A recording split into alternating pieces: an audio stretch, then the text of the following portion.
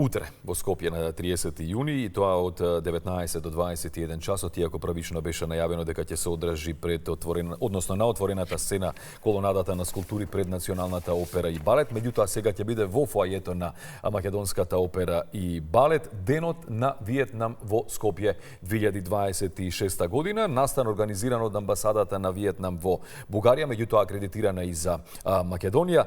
Повеќе се разбира детали за ова од маестро Фифи. Добро утро и добре ни дојдовте. Како се роди идејата за организирање на денот на Виетнам, еве конкретно во Скопје, и што значи овој настан за културата со работката? Мала корекција во најавата.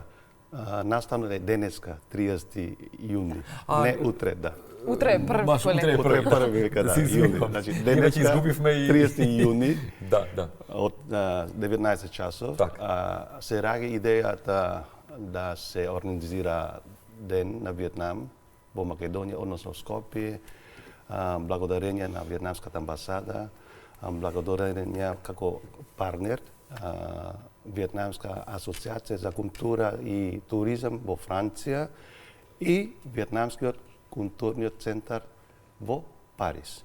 Значи, три организации и најважното е Скопско лето.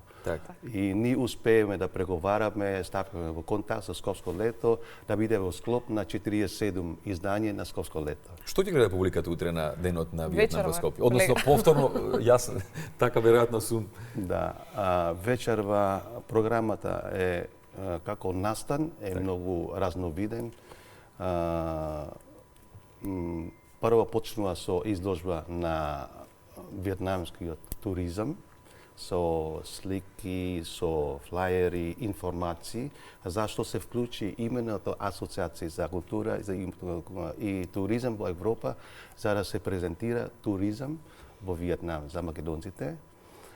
Следува уметнички дел, каде што ќе настапува 20 врвни виетнамски уметници на народни инструменти и студентскиот камерни оркестар на ДМВУЦ Илија Николовски, каде што во моментот работам како професор по предметот оркестар, како диригент.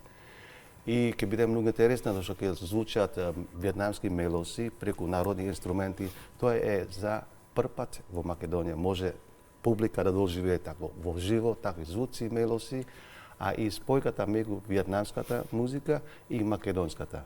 Значи, хармонија меѓу македонски уметници, музичари и виетнамските. Вие пред да почнеме со разговорот рековте дека се вративте дома и се присетивте на времето кога работевте во Македонската радио телевизија.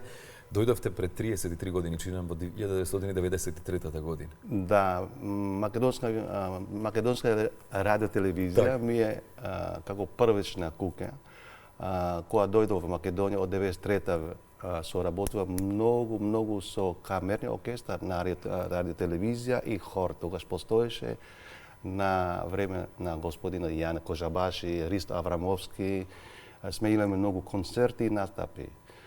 И доврзувам со третата најважна точка на вечерашен настан е дегустација на неколку виетнамски интересни специјалитети, лесни пијалуци како кафе и чај. Тука не купивте. Тука не купивте. А колку е всушност предизвикот тука голем да се спои толку богато културно наследство во само неколку часа? Знаете, подготовка речиси почната од давно. Диетета од пролета, до реализација секој си прави своето. Амбасадата си прави свој официјаните подготовки, Францускиот културни центар, уметници ги доби нотите, се размениме програмата, неколку македонски песни, македонски народни песни, ќе свират и виетнамски уметници, а обра на неколку виетнамските мелоси ќе свират и нашите ученици. И вчера имаме толку една проба заедничка, денеска уште една проба и вечер би требало да биде се во ред. Колку ова отвора простор ова да не биде крај, односно да се отворат вратите на нови проекти, на нови соработки, на спојувањето на двете култури?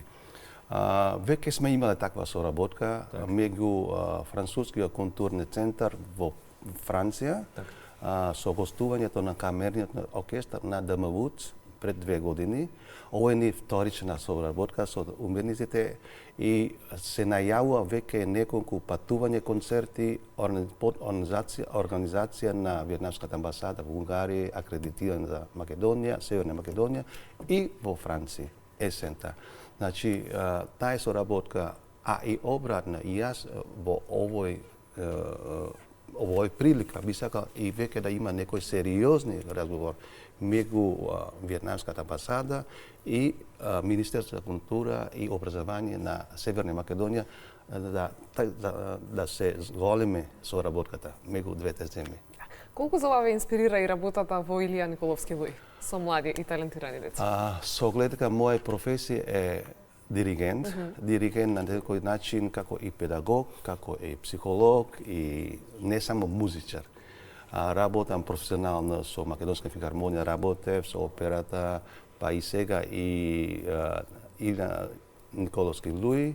Мислам дека интересна професија и по тоа што моја мисија е да пренесувам знаењето, да се одинувам, да се свират во група, оркестар, да се ансамбла бидат заедно во тоа размислување, психологија, воспитање многу важно за младите.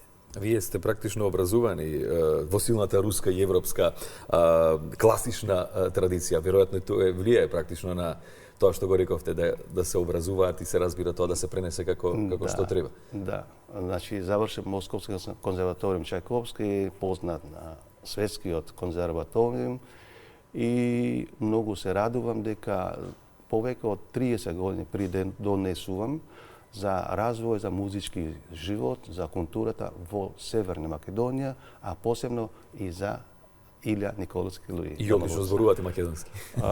Тоа ми мора, кога работиш во живо луѓе, мора да зборуваш нивниот јазик. Лефифи, благодариме многу за издвоеното време утрово. За вечерва посакуваме многу успех и ваквите соработки да бидат се почести со цел да ја представите вашата култура пред македонскиот народ. Ви благодарам за поканата.